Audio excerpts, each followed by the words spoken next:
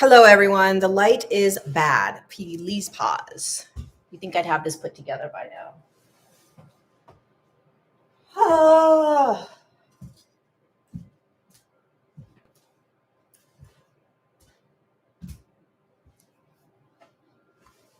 Yay! Looks like we made it. Hello, everyone. Another Untangled episode 40.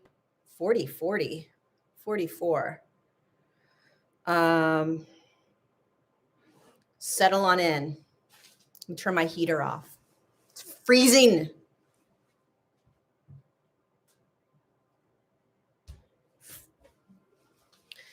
I'm in the Chicago area visiting a friend, and I swear to God, I don't know why.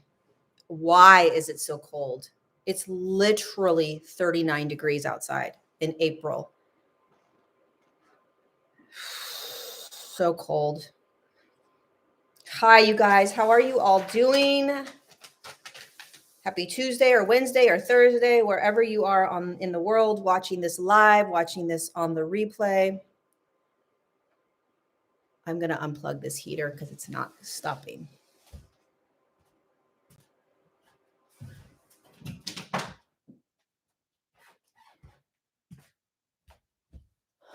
Oh, let there be silence. Let there be stillness. Oh my gosh, stillness. Weather frequency is why it's so cold. Feeling grateful, a little wonky today. Finally, we have a little bit of sun here.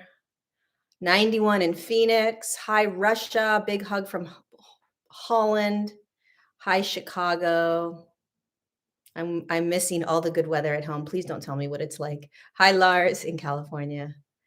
Eastern Pennsylvania. Hello, Raquel. Hello, Mike. Why am I tanking? I love you, learning to love me, but the emotions and pain. I need a vacation from evolving. Hi, London and Scranton and Miami and Sweden, Portugal. You guys are amazing. Thanks for being here. And yes, I do drink Starbucks. Hi, Egypt. All right, let's start. Okay, so welcome if you have never been here. This is Untangled, a series that I started almost a year ago. We are on episode 44, and I basically just talk about making the uncomfortable comfortable, standing in the fire, not getting burned, no longer running from the chaos in our lives, but realizing that heaven is right here, right now, that we are learning how to be the masters in our own beautiful game of life. And it's not about running from anything, changing or fixing anything. And it's about the paradox that we are both in this world and not of this world. We are physical and energetic. We are pain and love, even though we're not pain. We are experiencing all of it. And there is this deep, deep program in the human experience where we have been taught for quite some time, for thousands and thousands of years, that we need to be in a state of control and changing and fixing everything that we're in that we don't like. And the reason that that is a deep, deep program is because if you don't understand the power of your own sovereignty, that you can actually experience everything without running from it, you really won't understand how powerful you truly are. So if the external world and the systems that be and the people that be that are in control can constantly remind us and tell us that we don't have the answers, that we are incapable of experiencing certain emotions without reaching out and grabbing for others to show us the way and to tell us what to do, and to remind us that we constantly have to change and fix certain things, then we will never truly understand the power of who we are as a sovereign being in a physical world, knowing that we are none of it. We are not the thoughts. We are not the emotions. We are not the behaviors. We are not the programs. We're not the patterns. We're not the behaviors. When you start to really understand that you're none of it and that you are still in it, experiencing it, you will stop running. You will stop chasing. You will stop trying to find something, searching for something. You will realize that it's always been right here, right now. That there never, ever has been anywhere to go and anyone that can save you or fix you or change you. It's not to say that there aren't humans out there that are guides for us, meaning they hold our hands and help us. But in my opinion, anything that tries to convince you that you have to change or fix whatever it is that is arising in the now moment, in the presence of you, is taking away your power. The master that you are, the master that we are becoming, the master that we have always been, is the one that can stand in all of it.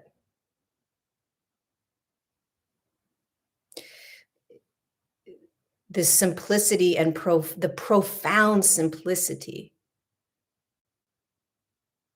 of this human experience, and yet the complexity of it is mind-blowing.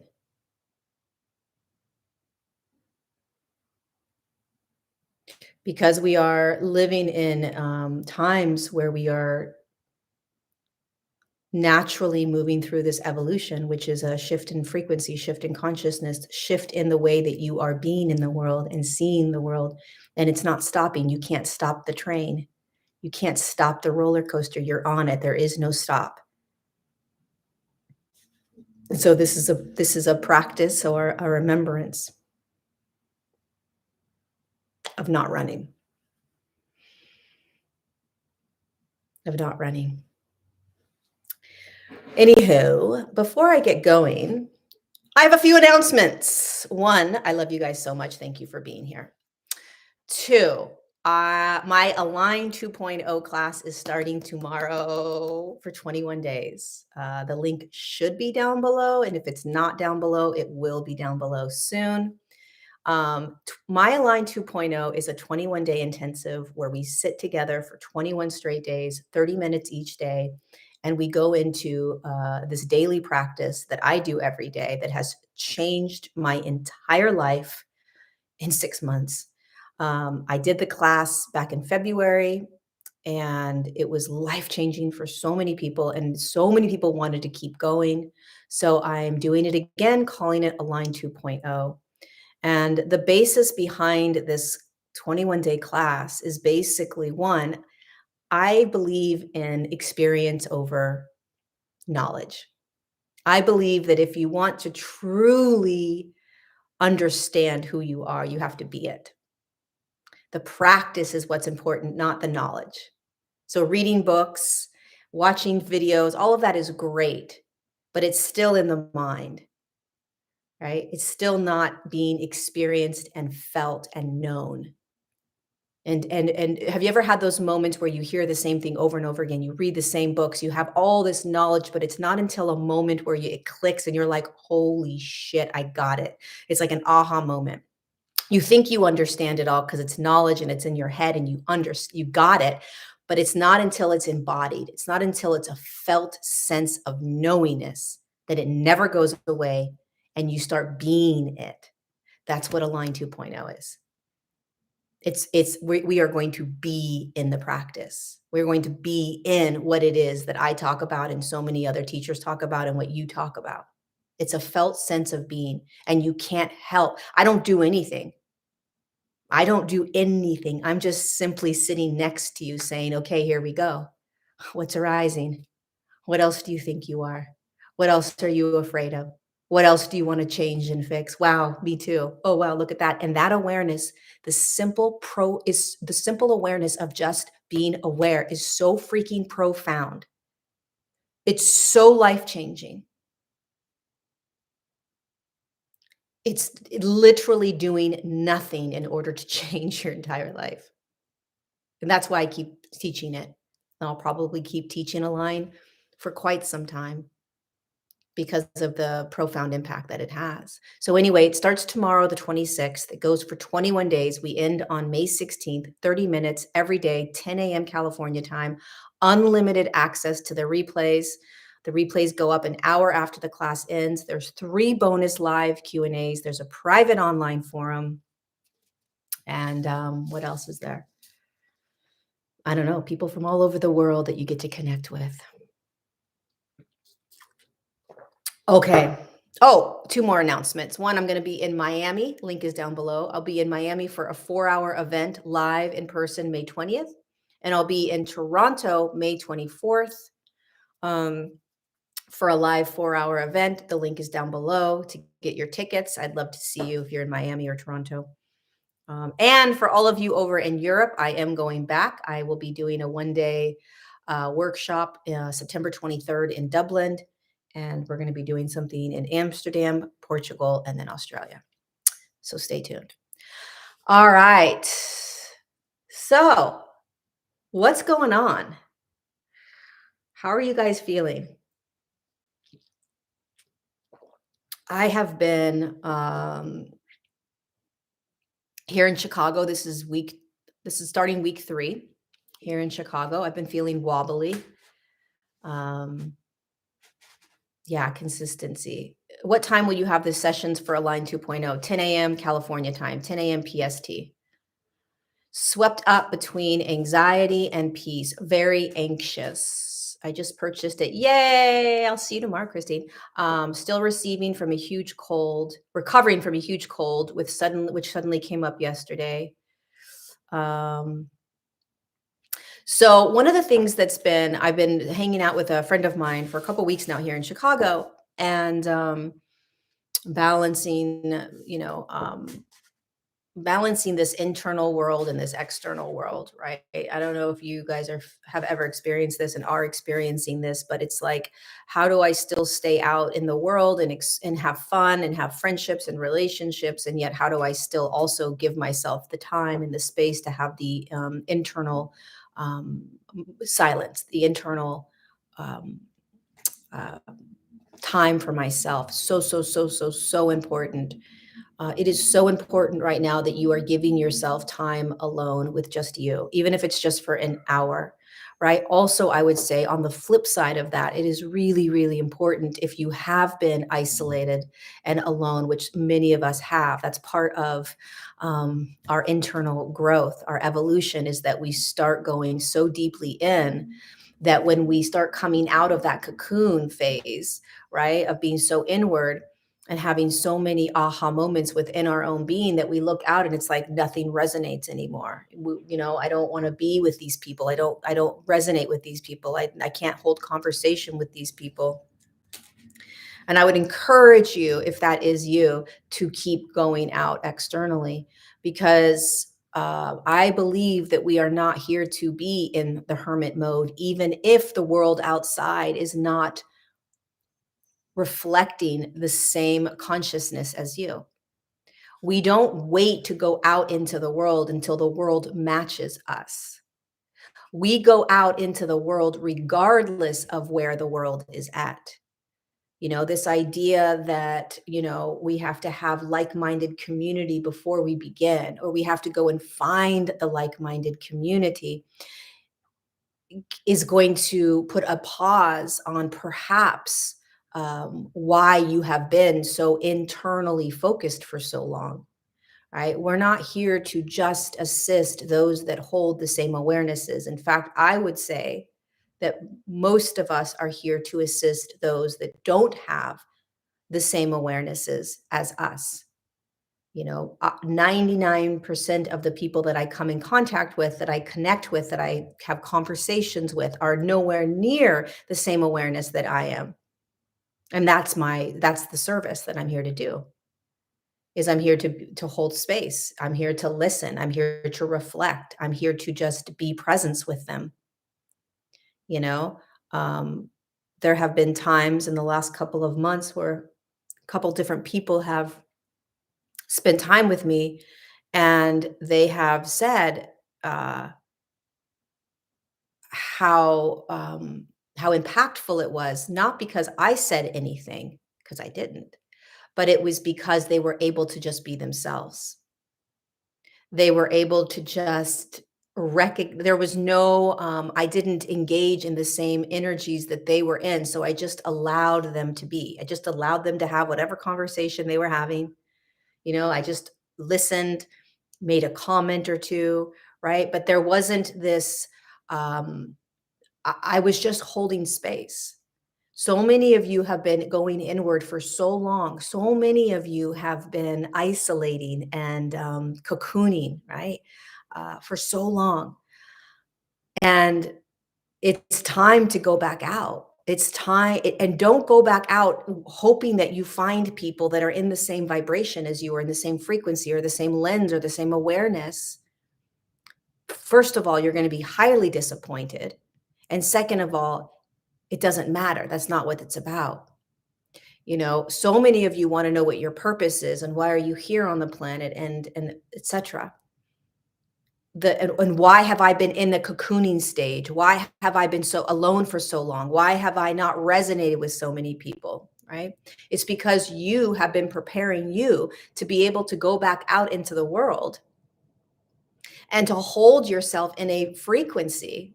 You're not forcing yourself or trying to hold yourself in a frequency, okay? But you're holding yourself in this frequency now that has the capacity to hold way more than it did 3 years ago, 4 years ago, 5 years ago. And there's no perfection in this. It's just being aware of this now. Can you sit with people that perhaps would have triggered you before? When you are holding conversation with people that hold very different opinions and experiences than you, can you sit in that? Can you hold presence in that? Can you just listen? Or are you always needing to prove your point? Are you always needing to be right? Are you always trying to convince the other person? You will make a much more profound impact, domino effect impact, if you go back out into the world with no expectation of connecting with anybody that has the same awarenesses and frequencies as you. And if you find one, what a gift, right? It's like you find this gold in the middle of the river, a gold piece, right? You're like, oh my God, I found the treasure. Somebody that actually understands in me and resonates. Yes, but don't go searching for that, because most humans are not going to be able to match that right now, right? But don't stay cocooned. This is the phase that we're in right now in this evolution, right? This phase is, okay, good work for so many of you, right? Good internal work, good job. Internal work isn't going to stop, but now you got to go back out. And can you juggle that? And how are you when you go back out? Many of you have been out. You haven't even really been in the cocooning stage.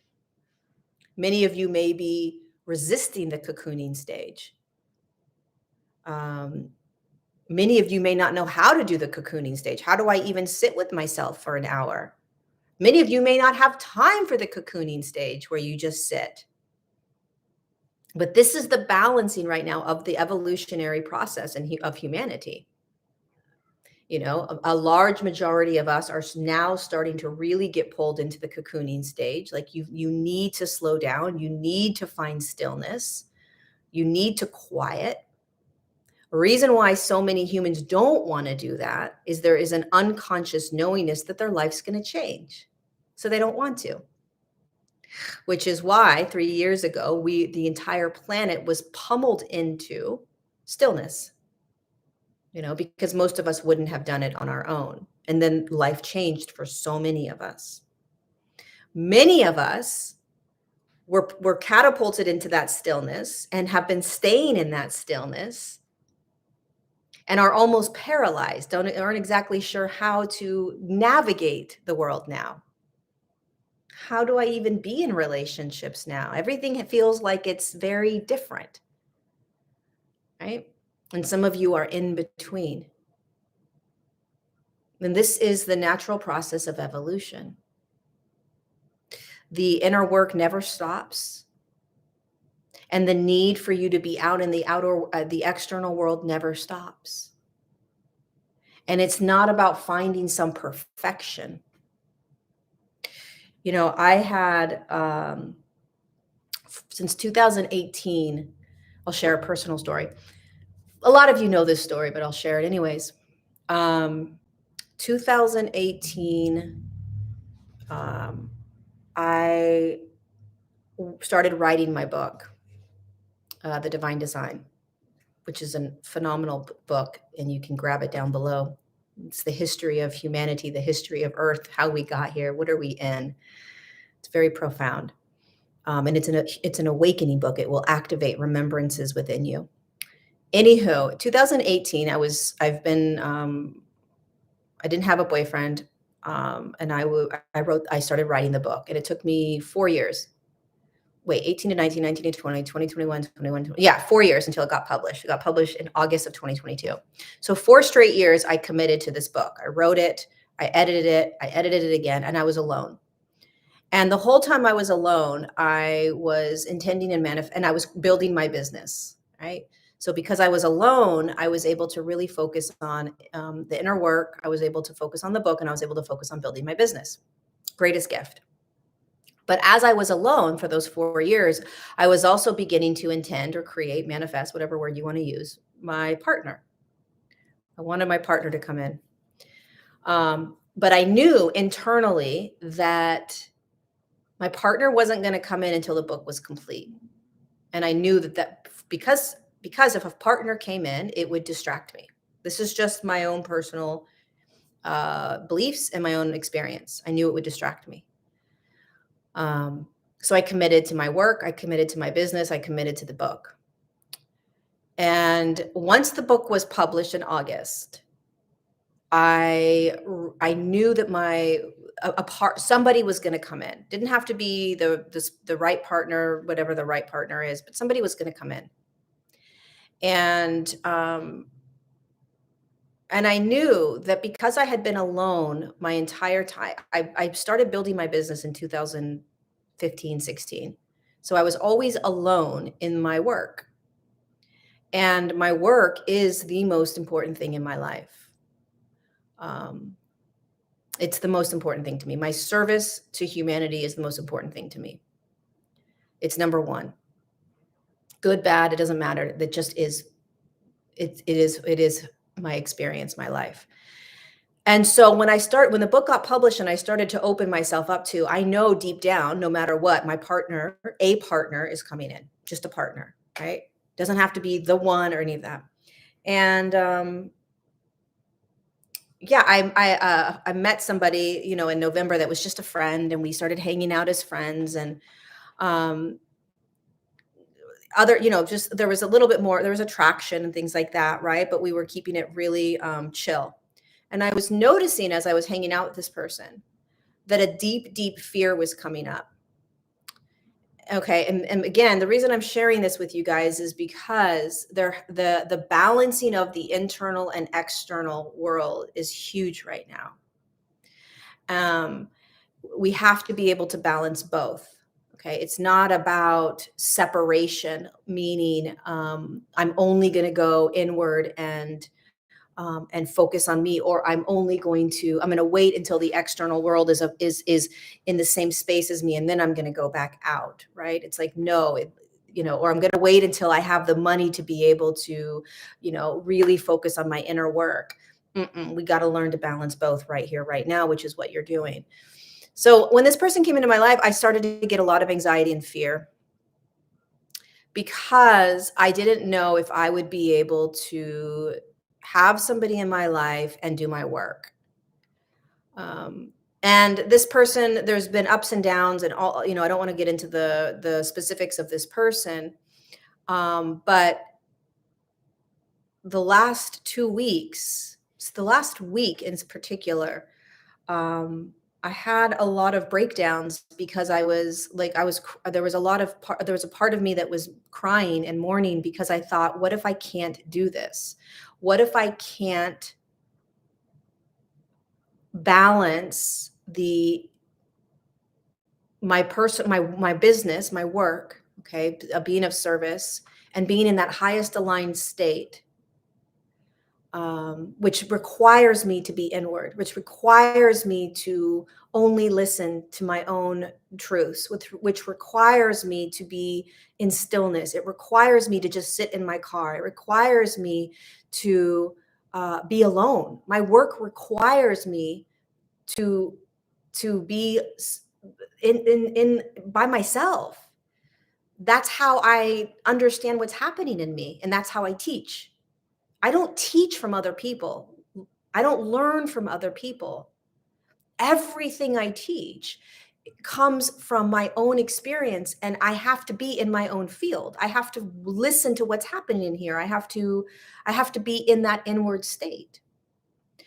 And yet I also know that I want a partner. I want to share this with somebody, right? And I want to go out in the world, and like being with somebody else, I'm out in the world. I'm doing things. I'm having and this sounds crazy, but it's like I'm having external conversations. My life, you guys, was really, really, I was a hermit. Truly, I was a freaking hermit. And so even having somebody right now that I get to wake up to with, I go to bed with, I'm hanging out with, right? On a regular basis right now, that's a lot. That's a lot for me. And yet I know that it is required, because there has to be a balancing of being in the external world and being in the internal world. I have to be able to balance that. And I think some of the greatest masters on the planet balanced that. You know, if you think about Jesus or Mahatma Gandhi or Mother Teresa or Princess Diana, I mean, they didn't go off and, I mean, some of them practiced for quite some time and sat with themselves for quite some time, but a lot of them didn't. Right? They held this internal gaze. They were internally aware. They were constantly um, with this internal reflection of themselves and how they were and who they were in the world and how they were showing up. But they were showing up in the external world in perhaps some of the most chaotic, intense places. They didn't say to themselves, I'm going to wait until I find like-minded people, you know, or this is distracting me from going inward, or this doesn't feel right. I don't resonate with this. That's not what they did. You know, Mahatma Gandhi didn't go like, oh, you know, this neighborhood doesn't resonate with me. I'm going to go find a neighborhood that resonates with me. That's not why we're here. We're here to get so clear in our own internal focus, which means that we break free from any idea that we are these external things. So for me, and so that we can go out into the world, so that you can go out into the world in all of that chaos, so that you can be of service, be of purpose. And being of service and being of purpose does not mean, oh, you have to look a certain way or do it a certain way. It just means you go out there. You get out into the external world. You stop trying to say it has to look like this and it has to feel like this and it has to be like this. One of the things I have been navigating is this surrendering into, Lori, you're not going to necessarily be able to control all of this, right? Like let go of trying to control how this is going to go. Let go of it being like it was in the past when you didn't have somebody in your life, right? And be in the presence of what is arising right now. Trust that what is arising right now, you will be able to juggle. Sharing this story with you so that you could reflect back inward. Is there anything within your own life right now where it's this idea that it has to be black or white? You know, that it has to be a certain way before it's okay, or before you do it, or before, I don't even know. You know, is there a part of you that believes that, you know, you have to have certain things healed or fixed or changed before ... Because none of that is true. You know, everything is arising and is available right here, right now, in this moment that we're in. And I believe that we are here to learn how to juggle it all. I mean, that truly is the quantum field. You know, the quantum field is everything is available now. In the quantum field, it doesn't, God or awareness doesn't say, only that's okay. It has to look like this. It has to feel like this. It has to be like this. When you're the master in the quantum field, you're just sort of like, holy shit, it's everything. Everything is being experienced. Everything is being felt. Everything is being seen. And then it becomes this awareness of what is okay, what isn't okay in your beliefs and in your thoughts. How does it need to look? Why are you holding yourself back? Why are you not going out in the world? Are you saying, well, people aren't in the same space as me? Well, I don't resonate with these people. I'm going to tell you guys right now, this idea that you don't resonate with certain people and that's why you are not around them is a disservice. I would say the people that you don't resonate with, that's your deepest practice. That's our deepest practice. I'm not saying that you go and date or go and live with or go and, spend days and days together with people that don't resonate.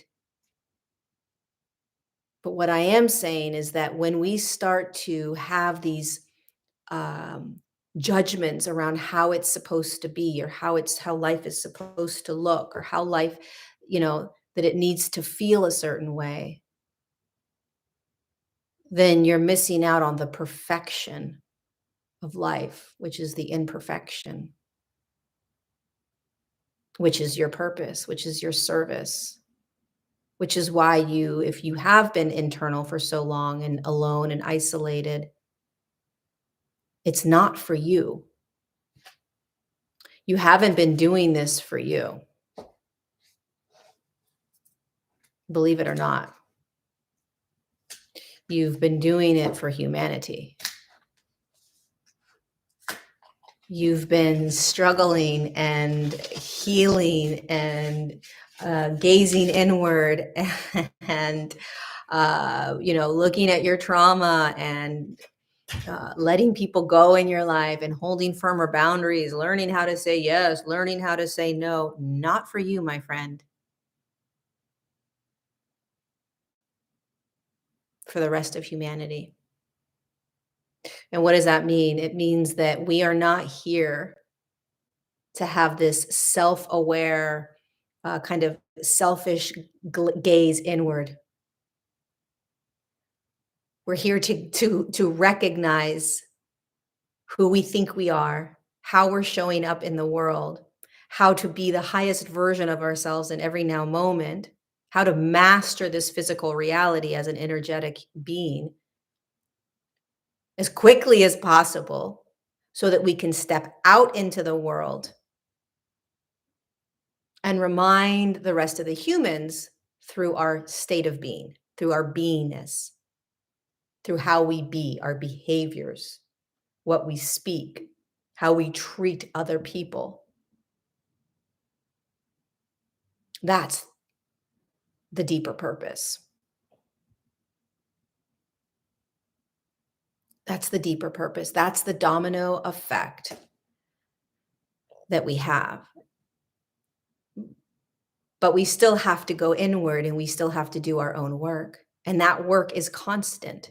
That work doesn't stop. You don't get to a place where you're complete. So there's no like, oh, I have to keep doing the inner work until I find the end of the race, and then I'll go out and share. No, it's both simultaneously right now. There's no waiting anymore. Your voice is needed. Your presence is needed. Your heart is needed. Your ears are needed. You're needed. And the thing that is most of need right now is that people just want to be seen and heard. So how can you do that?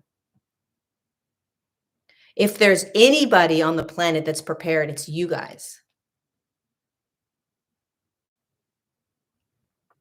So again, it's this juggling of like this like self-centeredness that we find ourselves in of like me, right? And then recognizing that it has nothing to do with me, me, me, me, me. It has everything to do with them, humans, humans, humans, or animals, or the nature, or whatever it is. But you can't guide, you can't be of service. In my opinion, you can't be of service if you're not also and simultaneously looking at yourself. If you're constantly projecting that it's somebody else's fault, go inward. If you are still playing the victim, something's happening to you, go deeper in. If you are judging and wanting to change your thoughts and emotions, go deeper in. If you think that you're right and they're wrong, go deeper in. If you go out into the world, right, and are perpetuating the divide, go deeper in. And when you do it, have compassion for yourself. Have compassion for yourself. If you are giving your power over to something else, go deeper in. If you think something outside of you is going to save you, go deeper in. If you're afraid of experiencing something, go deeper in. If you're constantly trying to control the future, go deeper in. And going deeper in means sit with you. And sitting with you means stillness. There's no checklist. There's no step 1, step 2, step 3, step 4.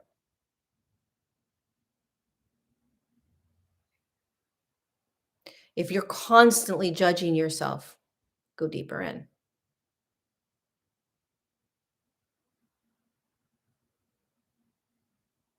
And if you can remind yourself that you're not doing this for you, but you're doing it for humanity, perhaps you'll invest more in going in. That's what I do every day. I'm like, okay, yes, I'm benefiting. Yes, this is about me finding that God spark and that bliss and finding beauty in every second of every day and seeing the trees in different green hues and being able to hold so much more compassion for humans and compassion for myself and being able to be in more of a flow state. Like these are all great things that are constantly increasing in experience in my life. But I know that I am doing it for humans. I'll give you an example. Last night, thank you, Lori, for the super chat. Yesterday, I was with my friend that I've been hanging out with here and staying with in the Chicago area. And we went and had dinner with his brother. And just sitting in the presence of his brother, I knew that just that interaction was impactful. I didn't need to say anything specific. I knew that there was an energetic impact that was happening just by us being in each other's presence. Because of the inner work that I have done, the ways in which I show up in the world, the frequencies that I hold in my body that I don't try to hold, that I don't try to get to. It's just naturally what is arising. You know, Jesus didn't say, okay, let me put myself into a state of high vibration and high frequency, and now I'm going to go do my work. It's not to say that he didn't meditate or these people didn't meditate or they didn't have a practice. But what I'm saying is they didn't try to get themselves into some state in order to be in the world. It's natural. This is all natural. This is a natural state of being.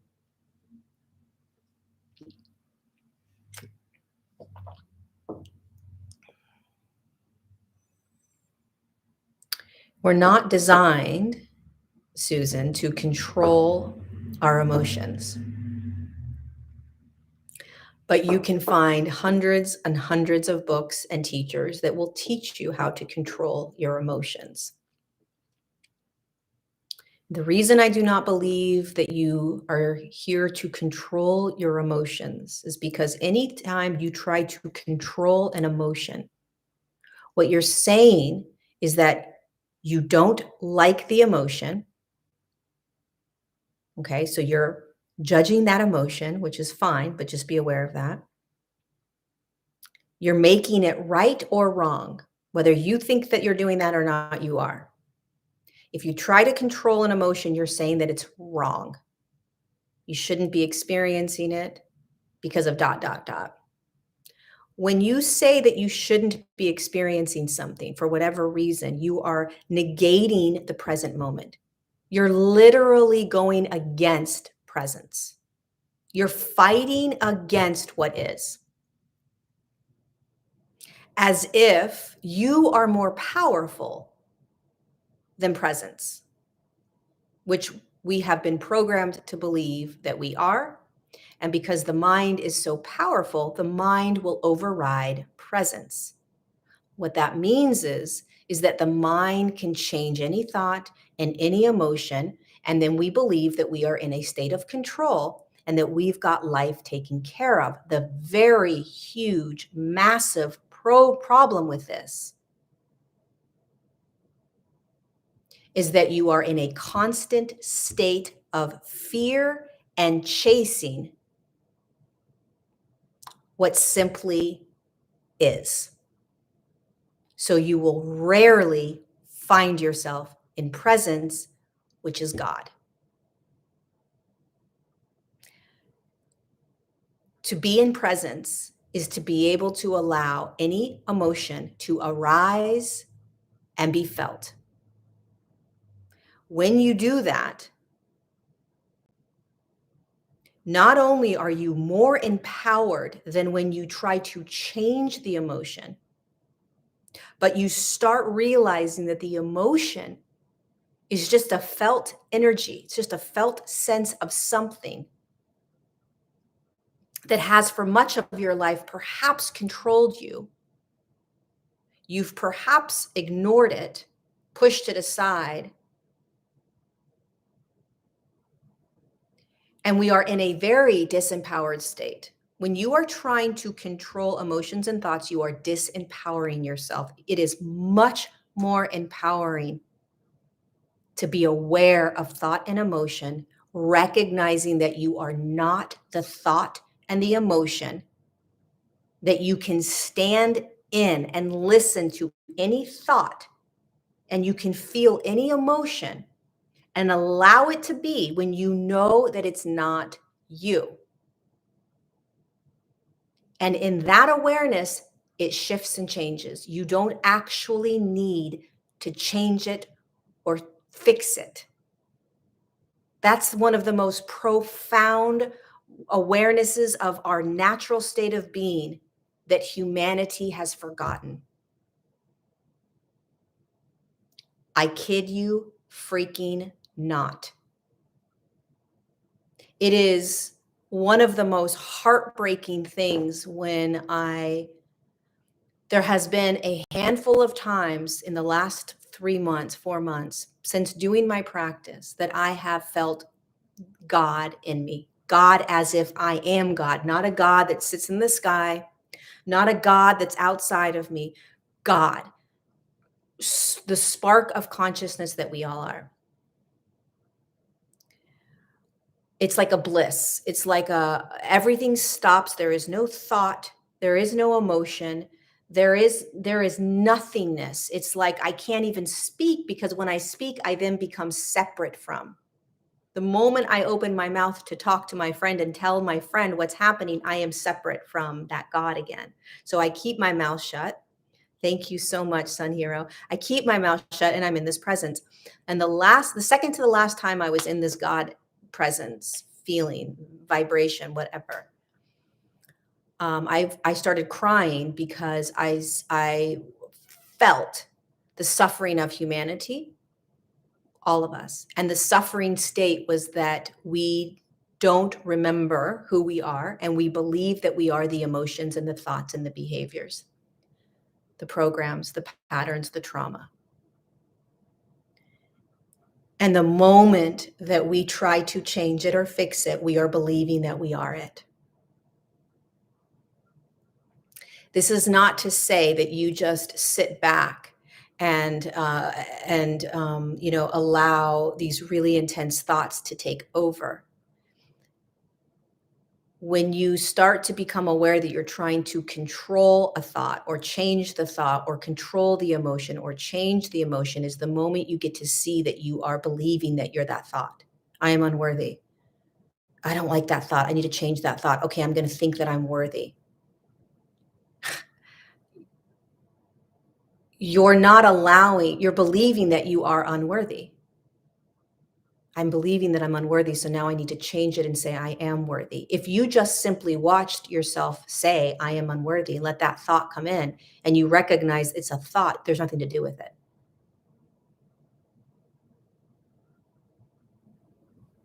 Why would you need to change it if you know that it's not you? If an emotion arises, let's just say anxiety arises, because that is something that so many of us feel. I felt it yesterday morning, very uncomfortable. I feel it in the morning time, very uncomfortable. Anxiety. If you are feeling anxiety, okay, and you are believing, okay, that this anxiety is you're believing that it has some sort of power over you're believing that it's not going anywhere, that you're almost like a captive to the anxiety, then it increases the anxiety, right? You're grabbing the anxiety, and now you need to figure out how to get rid of the anxiety. The other way to see it is, I'm experiencing anxiety once again. Anxiety is moving through me all day long. There is this deep, deep feeling within my body of this vibrational thing that we call anxiety that's moving through me. It's taking me over. It's making me want to do all of these other things so that I can get out of the anxiety. I can't stand this, right? So you just start observing yourself in the anxiety. You start observing yourself and what your body is experiencing. What are your thoughts telling you? How badly do you want to get out of this? How much fear do you have when you're experiencing the anxiety? How unsettling does it feel to be in the body? Just start observing it as opposed to being in it. And the difference is, again, when you're in anxiety, it's almost like you can't even see that you're experiencing anxiety. You can't even see it. You're just in it so deeply. You get taken by it. So one of the ways that I navigate anxiety is I say to myself, okay, Lori, it's not about getting rid of the anxiety, because that would mean that there's something wrong with anxiety, and there's nothing wrong with the anxiety. If I say that there's something wrong with anxiety, I shouldn't be feeling anxiety, right? Then I am literally negating the present moment. I'm pushing aside what simply is. The most powerful place that we can be in, the most empowered place we can be in, is in being in what is, what's arising. Okay, so I know that anxiety is arising. I know that everything is in movement. If you don't believe that, then you will anchor down what you're experiencing, and it will last for a much longer period of time. If you know that everything is in movement, everything is moving because it's energy, and that's how the quantum field works. And your energy, emotions are energy, anxiety is energy, it's moving. Okay. Then I say to myself, all right, what tools do I have that will hold my hand as I move anxiety through me, as anxiety moves through me? I love nature. All right. Is there a way for you to go and sit in nature and just breathe? Kind of calm your nervous system down. Yeah, I can do that. Okay, go do that. What other tool do I have? Well, I love listening to music. So I want to be very clear about this, for at least for myself. There's a very big difference between trying to get rid of something and holding your hand while it moves through you. It feels very different. And when you start practicing holding your hand as you move through something, you start moving into an empowered flow state where you are allowing everything while you are simultaneously walking yourself through it. If you try to change it, you are resisting, you're restrictive, you're tight, you're angry, you're fighting against. I got to get out of this. I got to figure this out. I got to find the solution. I don't want to be in this. I shouldn't be in this. This sucks. And it's once more like, there's a resistance and a fight against it which propels you into trying to change it, as opposed to, this is what is arising. This sucks. This is anxiety. Here it comes again. What tools do I have so that I can hold my hand while I am moving through anxiety? I'm not trying to stop it or change it. And guess what happens? It eventually subsides. Every single emotion you feel, if you practice this, I promise you, 100% of the time, whatever you're feeling will naturally, without even you being aware, move through, which means that it will all of a sudden not be in your now. It will not be in your field. It will not be here, and something else will. I promise you. But if we are constantly changing because we don't want to be in it, then it is this very exhausting fight against life. And so many of us are exhausted right now because we are fighting against what we don't want to be in or what we don't want to feel. And so it's like there's this dropping down, dropping down, dropping down, dropping down. So you're feeling more, you're seeing more, you're observing more, you're shifting more, you're healing more. But there's this real thin layer that you're getting to where there's still a resistance to absolute allowing. And that's where so many of us are. So we're fighting so tight to still hold on to some sense of control. I've been letting go. I've been feeling, I've been this. It's still coming up. It's still coming up. I'm still feeling this. I'm still watching this because you're still holding on. It's still not okay. There's still a judgment. And so for many of us, it's like we have one finger that we're still holding on to. It's like truly, truly just practice what is, allowing what is, which means that when you are not able to allow, that is what is. Being aware of not being able to allow is what is. So what are your tools that you have to move yourself through something?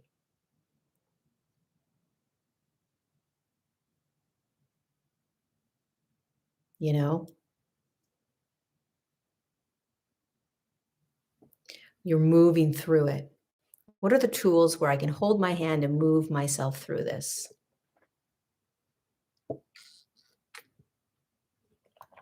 You know? Yeah, look at the judgments. The judgments are insane. I shouldn't be feeling this. Why is this happening again? This isn't okay. This isn't good. I should be like this by now. I should be like that. I shouldn't. I should. Whatever it is, simple awareness and observing of it.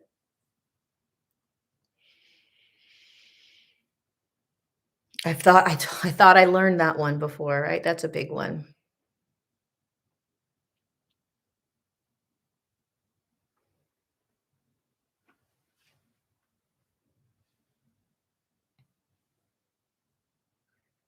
Be aware. To the part of me that feels like I keep failing, I'm here. I love that. Love is my religion. How to move through unworthiness. I'm drinking my coffee warm. How do you move through unworthiness? Unworthiness is, I have nailed that one. I'm real good at the unworthiness part one. And what I do is I give awareness to the unworthiness. That's all. So when the unworthiness comes in, I'm aware of the unworthiness. I'm aware of what it says. I am aware of what it feels like in my body. I am aware of the stories. And as I am aware of it, I am also simultaneously, so at the exact same time as C, I am aware that it is thought. It is a version of me that is very loud. It is a version of me that has been in control for many, many years. It's a version of me that really likes to come in on and get on stage. And it, my God, it likes to be center stage. It likes to have the microphone. And so for me, it's when I am aware of the voice, right? I just turn that voice up louder. I let it just get loud.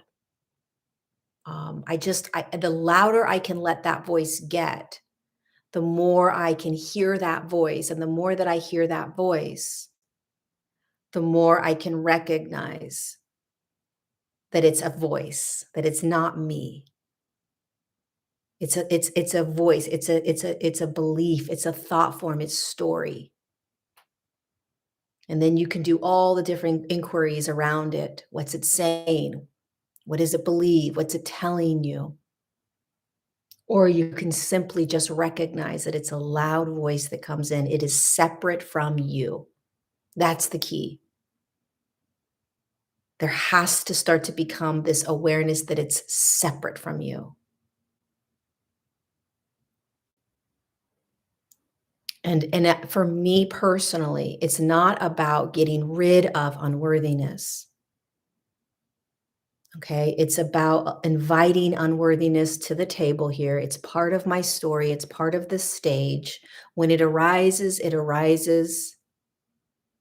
It simply just is when it's here. And when it's gone, it's not here in that moment. And then it comes back in and it just ebbs and flows the way it needs to. But I am separate from it. It's not me. And yet, when it comes in, it feels like me. But because I am so aware of that voice, I am unworthy. I am not good enough. Nobody's going to listen to me. No one's going to watch this. No one's going to sign up for this. No one's this, whatever that is. I can't show up. I can't speak my truth. If you can get that to be separate from you, a separate version of you, you don't need to do anything with it because you realize that it's not you. And then you'll be so acutely aware of how this voice is impacting your state of being. You'll start having compassion for yourself. You know, you'll start to inquire like, wow, tell me more of what you think. Wow. Do you really believe that? Yeah, I really believe this. You know, and so there's just this internal dialogue that starts to happen.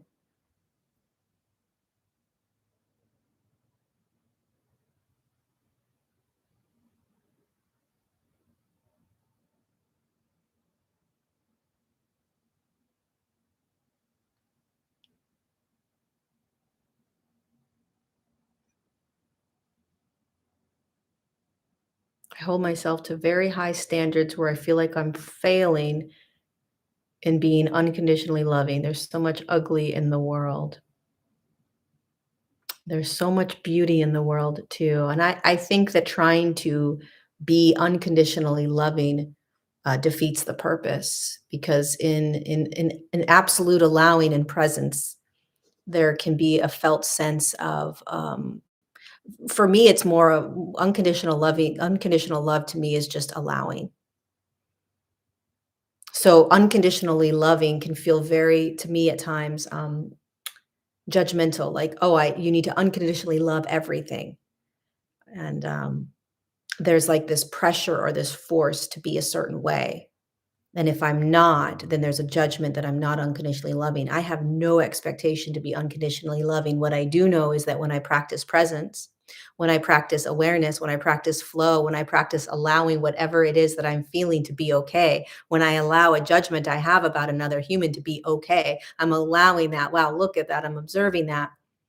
Then I fall into a deeper sense of awe with life. It's less about me trying to be unconditionally loving and accepting,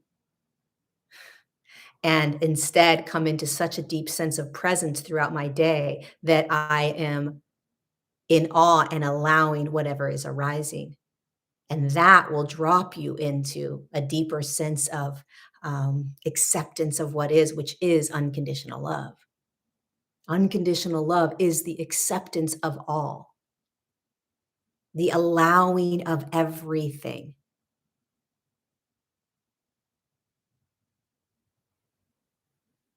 Which is the finding heaven in hell, finding peace in the chaos, finding calm in the storm. That there isn't anything to do or be or create in order to experience heaven, peace, calm. There isn't, you don't have to be or do unconditional love in order to start to experience unconditional love. It's very difficult, very difficult. It's also the simplest, easiest thing we end up doing and learning and remembering.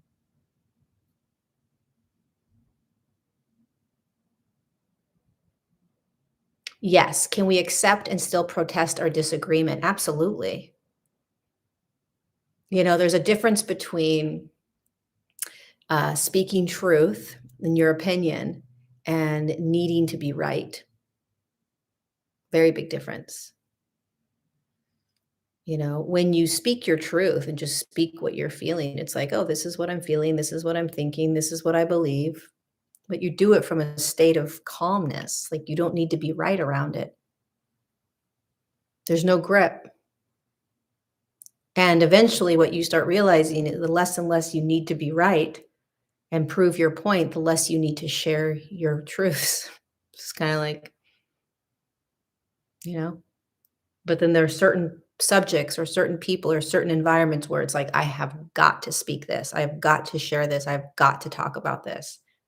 It's all perfect. You share it or you don't share it. It's just the energy that you hold behind the sharing of it. You know?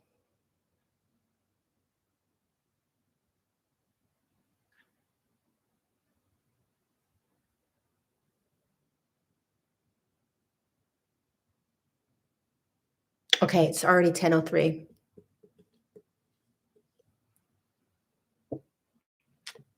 How to allow showing aggression to be aggressive once it's needed, not to be frozen to allow it.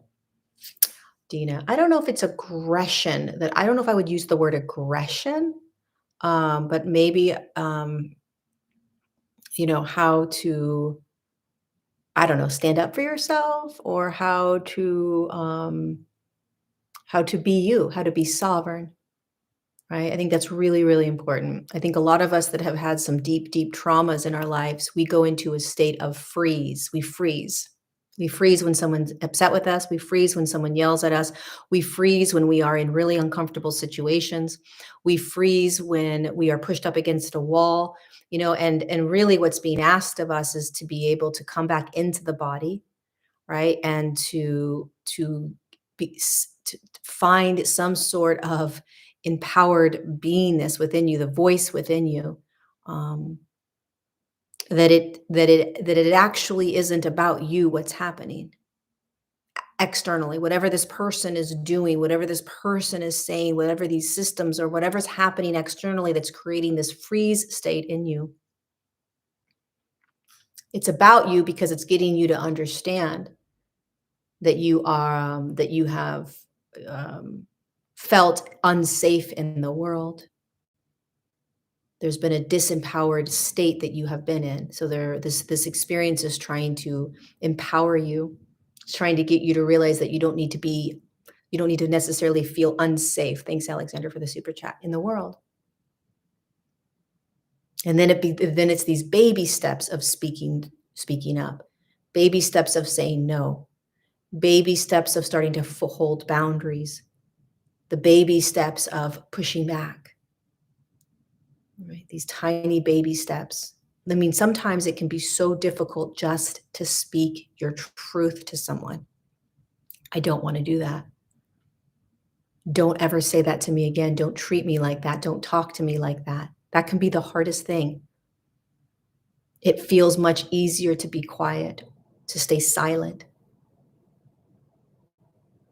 But we're designed to walk around in this world as the masters that we came here to be, with our hearts wide open, using our voice, speaking our truths, being kind, but also being firm, taking care of yourself, protecting yourself, you know? Yeah, that freeze is really, I've experienced it more times than I'd like to admit. How to let yourself trust people again and be open after many betrayals. It's a choice. You have to choose it. I call it leaning in. You have to lean in, Araz. You got to lean in. You got to lean in. All right, you guys, thank you so much. We're 6 minutes over, so I am going to get going. But if you want to join me for Align 2.0, which starts tomorrow, Wednesday, April 26th, 21 days of sitting with me live or in the replay for 30 minutes every day, where we become free. It's the only way that I can say it, is we really become free in whatever we're in. And it has a profound ability to change your life through the simple practice of being. Link is down below. If it's not down below right now, I'm going to add it down below.